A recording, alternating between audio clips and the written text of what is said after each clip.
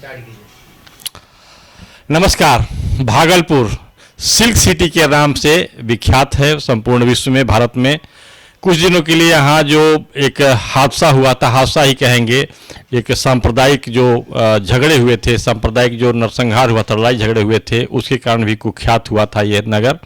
लेकिन बाद में यहाँ शांति सुव्यवस्था कायम हो गई और यहाँ के लोगों में आकांक्षा भी जगी है। यहाँ एक पुराना विश्वविद्यालय है, भागलपुर तिलका मांझी विश्वविद्यालय। उसी विश्वविद्यालय के प्रोफेसर हैं हिंदी विभाग के और एक साहित्यकार भी हैं, कवि भी हैं, डॉक्टर ब्रजभूषण तिवारी जी। हम यहाँ जानने का प्रयास करेंगे इस नगर का मिजाज इस चुनावी माहौल में। ब्रजभूषण जी नमस्कार। नमस्कार और आपका स्वागत है भागलपुर में। यह दानवीर कर्ण की भूमि है और यहाँ महर्षि कहल और अन्य कई यहाँ पर संत हुए हैं जिनकी अष्टावक्र की भूमि है यह। और इस भूमि में और ऐसे माहौल में जब चुनाव का माहौल चल रहा है, आपका बहुत बहुत स्वागत है। आप हमारे ये जितने भी भागलपुर के लोग हैं, इस बदलाव के बारे में जो परिवर्तन हुआ है 1990 और 2000 के बाद का जो ये परिवर्तन है, परिवर्तित भागलपुर है, उसे आप यहाँ जा करके घूम करके देख सकते हैं। एक आप भागलपुर की तो अतीत बहुत ही बड़ा विराट रहा है, गौरवपूर्ण रहा है, लेकिन वर्तमान क्या है? वर्तमान को लेकर के एक द्वंद्व भी है। ठीक है, यहाँ कुछ काम हुए होंगे, लेकिन अभी यहाँ के लोगों की आकांक्षा क्या है? चुनाव में लोग क्या सोच रहे हैं, क्या विचार कर रहे हैं? एक साहित्यकार के रूप में भी, एक सांस्कृतिक कर्मी के रूप में भी मैं चाहता हूँ कि भागलपुर में एक ऐसा थिएटर हो जिसमें साहित्यिक गतिविधियां हो सकें, सांस्कृतिक गतिविधियां हो सके। इसके लिए सरकार ने प्रयास किया था, लेकिन इंक्रोचमेंट हो गया और वह दूसरे कामों में लाया जा रहा है।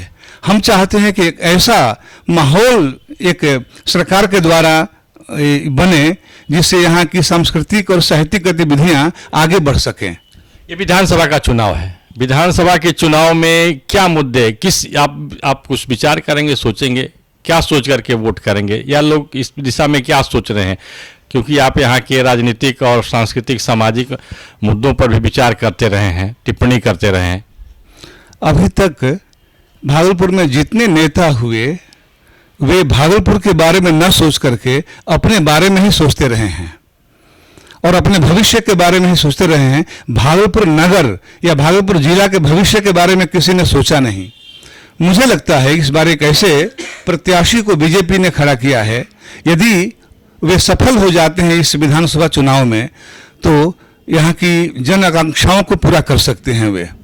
और साहित्यिक गतिविधियों पर भी वे ध्यान देंगे, सांस्कृतिक गतिविधियों पर भी ध्यान देंगे वे, और उसके माध्यम से एक भागलपुर एक जीता जागता शहर बन सकता है और पुरानी विरासत लौट सकती है। एक मैं उदाहरण से आपको स्पष्ट कर दूं, यहाँ तिलका मांझी भागलपुर विश्वविद्यालय है और जो प्राचीन यहाँ विश्वविद्यालय यहाँ पर ये रहा है, बगल में ही विक्रमशिला विश्वविद्यालय। और जितने नेता आते हैं, जितने कुलपति आते हैं, जितने कुलाधिपति आते हैं, वे सभी कहते हैं कि हम जो पुरातन विक्रमशिला विश्वविद्यालय उसका गौरव हम लौटाना चाहते हैं। और केवल कहते हैं लेकिन करते कुछ नहीं हैं। हमारे तिलका मांझी भागलपुर विश्वविद्यालय के जितने भी भवन हैं सब जीर्ण शीर्ण हो चुके हैं। जितने जो क्लासरूम्स हैं वे सब ढह रहे हैं, जितने हॉस्टल्स हैं वे सब ढह रहे हैं, रहने के लायक नहीं रहे। अभी वर्तमान जो विधायक हैं उनकी क्या रुचि नहीं रही? कुछ इस दिशा में उन्होंने काम किया या नहीं? हाँ, मैं बता दूं कि जो वर्तमान विधायक हैं, मुझे लगता है कभी विश्वविद्यालय वे गए भी नहीं होंगे और उन्हें पता भी नहीं होगा कि विश्वविद्यालय में क्या क्या कमियां हैं, क्या आवश्यकताएं हैं, क्या समस्याएं हैं, उनके बारे में उन्हें पता नहीं होगा। कोई प्रत्याशी है जो या विश्वविद्यालय में रुचि लिया हो, इस पृष्ठभूमि का रहा हो? अभी वर्तमान में जो ये भारतीय जनता पार्टी के प्रत्याशी रोहित पांडे जी हैं, वे अखिल भारतीय विद्यार्थी परिषद में बहुत दिनों तक उन्होंने काम किया है और विश्वविद्यालय के जर्रे जर्रे से वे परिचित हैं। और आज भी वे विश्वविद्यालय में, जब वे पिछली बार इलेक्शन में वे जीत नहीं पाए थे, उसके बाद भी वो विश्वविद्यालय में उनका हमेशा भ्रमण होता रहा है और खास करके साहित्यिक गतिविधियों में भी उनकी रुचि रही है। तो शिक्षा का माहौल कैसे बने, साहित्य कैसे एक राष्ट्रीय फलक पर पहुंच सके। मुझे लगता है कि यदि वे विजयी होते हैं तो इस पर अवश्य ध्यान देंगे। लेकिन आज का युवा तो रोजगार चाहता है, रोजगार का मुद्दा है। जो प्रतिपक्ष के नेता हैं तेजस्वी यादव कहते हैं कि रोजगार नहीं दिया, यहाँ से लोग पलायन कर रहे हैं, प्रशांत किशोर भी ऐसा कर रहे हैं। तो उस दृष्टि से, उस निकष पर आप कसते हैं इनको, तो क्या लगता है? देखिए, यह है एक कहा जाता है ना कि कोई एक गलत बात को, एक बात को बार बार कहे और सत्य को यदि बार बार दोहराया जाए तो सत्य जैसा लगता है। वही हाल इसमें है। यहाँ बेरोजगारी की समस्या नहीं है। भागलपुर में तो रोजगार के इतने अवसर हैं। आपने कहा सिल्क सिटी, तो सिल्क के कारोबार इतने अधिक हैं, यदि कोई चाहे, मन से चाहे, तो बहुत बड़ा उद्यम खड़ा कर सकता है। जहां तक सरकारी नौकरी की बात है तो जो पढ़े वही पाए। जो पढ़ेगा ही नहीं और कहेगा कि सरकारी नौकरी मुझे नहीं मिल रही है, ऐसा मुझे नहीं लगता है। तो आप जो एक रोजगार केवल सरकारी नौकरी ही नहीं है, रोजगार हम स्वयं खड़ा कर सकते हैं और रोजगार, ये नौकरी दे सकते हैं दूसरे को। ये मन में रखना चाहिए, तभी देश का विकास होगा, राज्य का विकास होगा और भागलपुर का भी विकास होगा। आप वोट देने जाएंगे? निश्चित रूप से। और जो होते हैं वोट देने नहीं, ऐसा नहीं है। हमारे विश्वविद्यालय में जितने प्राध्यापक हैं वे बड़े जागरूक हैं और वे सभी वोट देने के लिए जाते हैं और अपने मताधिकार का प्रयोग करते हैं।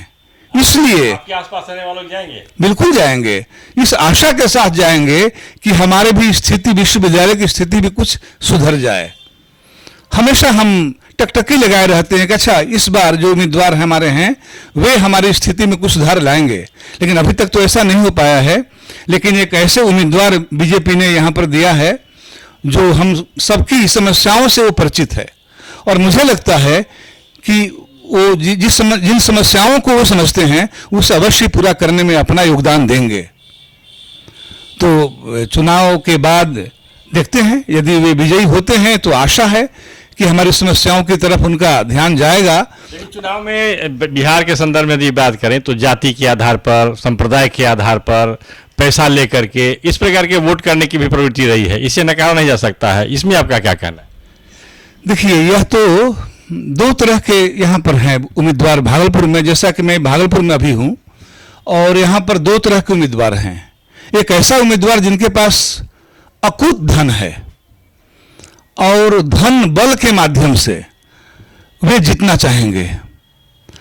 पैसा बांटने की परंपरा, क्योंकि ये सरकार या जो प्रशासन यहाँ का है, जो चुनाव अधिकारी होते हैं, चुनाव कैसे सफलतापूर्वक हो जाए उस पर ध्यान देते हैं, लेकिन उम्मीदवारों के द्वारा जो पैसे का खेल होता है इस तरफ उनका ध्यान नहीं जाता है। मैं ये जिला प्रशासन से या चुनाव प्रशासन से मैं यह मांग करता हूं कि इस पर भी ध्यान दें और पैसे का जो खेल चलता है उसे बंद करें। और तभी एक चुनाव जिसे कहते हैं ना कि चुनाव लोकतंत्र का पर्व है, तो यह पर्व एक बिल्कुल शांतिपूर्वक सफल होगा। और जो कहते हैं ना कि हमारे यहाँ पर्व पर शुद्धता का बड़ा ध्यान रखा जाता है, तो यह चुनावी पर्व शुद्धता के साथ तभी सफल होगा जब प्रशासन, जिला प्रशासन इस पर ध्यान दे और पैसे का खेल बंद करे।